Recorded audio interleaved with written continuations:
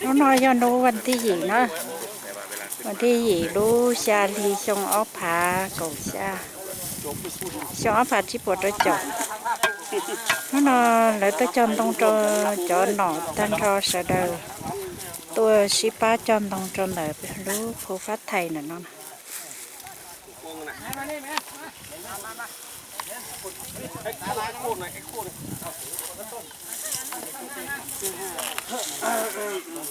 tôi chân tông cho là đốt trống nó gọi ta ba rồng câu nè để tôi cho ba đầu sakura cho ba đầu sakura nó hậu cho kỹ nó xa tua cho là nó tí gì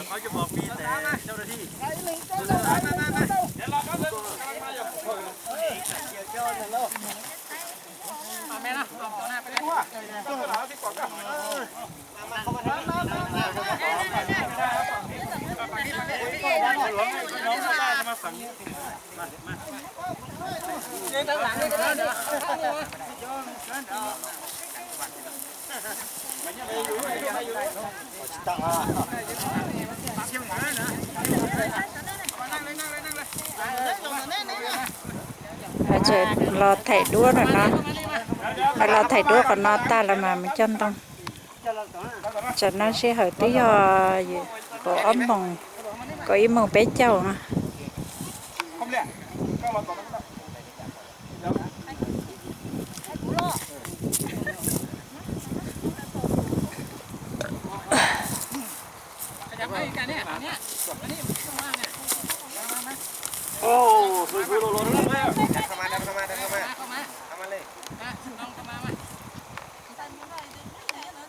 นั่งข้างหน้านี่เองนะเนี่ย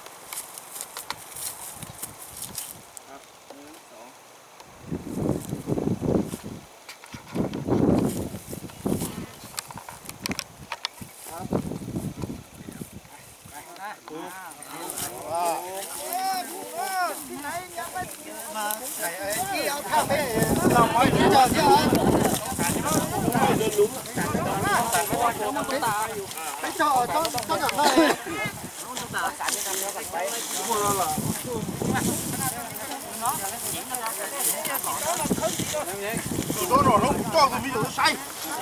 tiền thôi cái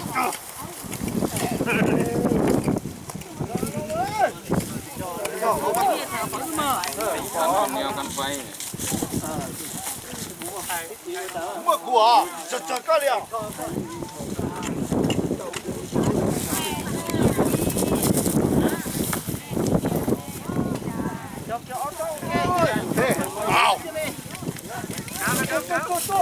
họ lúc giờ nó phát thầy nữa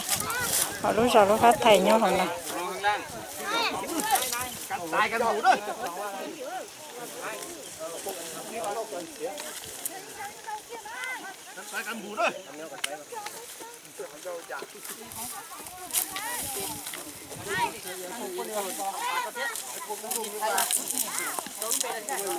đây một tí chơi quay nó bể tí cho bể tí chơi nó tí cho đấy còn nói ra xí bư đúng không nè ý cơn chỉ to quân đạp tôi nè cười rồi tùng đây đấy thò lực tốt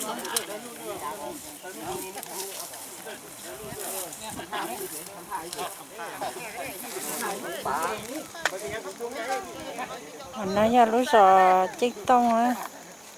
lúc giờ chiếc tông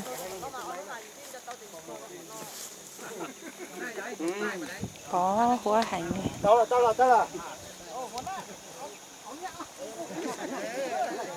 bỏ hoa ta chụp bỏ đi nó còn nó lúc giờ chiếc tông nhá còn nó chờ nó tôi chỉ mới chỉ chờ nó cho đấy vì mình đang muốn liền trả trong trốn tôi nhớ phải nó bỏ hoa là thấy ta đều chỉ bỏ nó trong trốn thôi là nhồi cho nó bé xong tận đây trong nhiều cái xe nè bé xuống tận đây trong nhiều cái xe nè nhìn cho nè งานจ้าการดู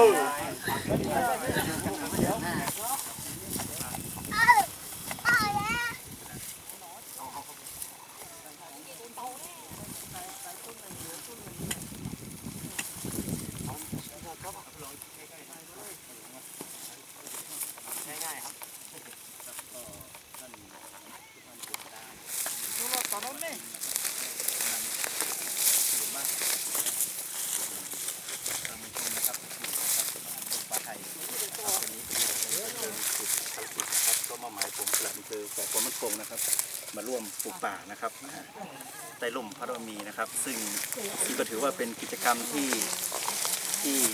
ทางหมู่บ้านนะครับแล้วก็ทุกส่วนร่วมกันนะครับเป็นการทำความดีนะครับถวายพ่อนะครับคือในหลวงรัชกาลที่9นะครับซึ่งพระองค์ท่านก็ได้สวรรคตไปเมื่อวันที่ 13 ตุลาคม 2559 นะครับและในปีนี้ครับก็เป็นปีที่พวกเราจะต้องมาร่วมกันทำความดีนะครับเพื่อสำนึกในพระมหากรุณาธิคุณนะครับซึ่งเรามีกำหนดที่จะถวายนะครับพระเพลิงพระบรมศพพระองค์ท่านในวันที่ 26 ตุลาคม 2560 นะครับซึ่งกิจกรรมนี้ก็อยากให้เป็นกิจกรรมเริ่มต้นนะครับเป็นกิจกรรมแรกนะครับแต่อยากจะให้มีกิจกรรมที่จะทำความดีถวายพ่อเนี่ยต่อไปนะครับจ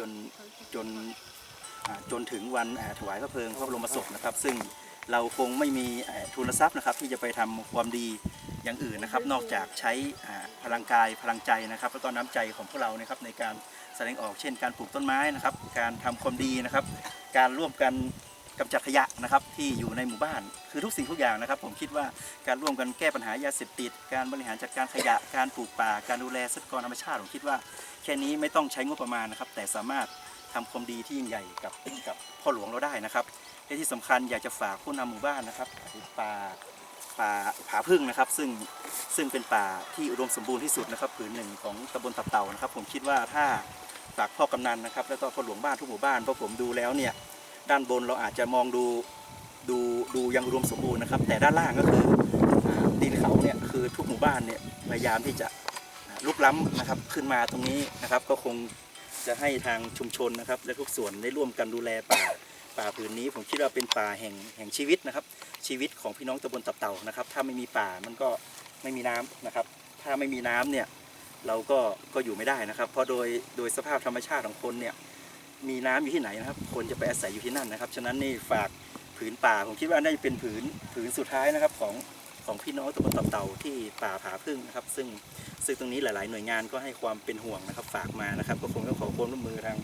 ท่านกำนันพ่อหลวงบ้านทุกหมู่บ้านรวมถึงหน่วยทหารนะครับแล้วก็หน่วยราชการในพื้นที่นะครับได้ร่วมกันสงวนและก็รักษาป่าผืนนี้นะครับรวมถึงที่เราจะปลูกป่าตัวนี้นะครับก็ร่วมกันรักษาครับก็คิดว่าวันนี้ครับก็ขอขอบคุณทุกท่านนะครับแล้วก็ในส่วนของท่านในอำเภอเทิงก็ต้องฝากขอบคุณนะครับทุกภาคส่วนนะครับที่ร่วมการทำกิจกรรมดีๆในวันนี้ครับก็ขอให้โครงการครั้งนี้ประสบความสำเร็จนะครับและที่สำคัญคือปลูกแล้วจะต้องดูแลนะพ่อหลวงนะดูแลให้มันเติบโตให้ได้นะไม่ใช่ขึ้นมาอีกครั้งหนึ่งก็ยังเหมือนเดิมนะอย่างนี้นะอย่างนี้เดี๋ยวเราค่อยขึ้นมาดูอีกทีเนาะครับก็ขอบคุณทุกท่านครับผมครับโอกาสนี้ก็ขอบคุณท่านหลักได้มาประทับให้พวกเราปลูกป่าแล้วป่าแห่งนี้เราจะต้องปลูกให้ตายไปเราก็ต้องเสริมให้มันสมบูรณ์ขึ้นนะครับแล้วก็ที่นี่เป็นแหล่งท่องเที่ยวของหมู่บ้านเราด้วยแล้วก็ขอบคุณที่หัวหน้าป่าไม้หัวหน้าวันชัยนะครับได้ให้ก้าไม้จำนวนหนึ่งให้เราปลูกนะครับแล้วก็ขอบคุณทุกหน่วยงานที่มาร่วมกันปลูกนะครับก็โอกาสนี้ขอบคุณทุกคนมากๆนะครับ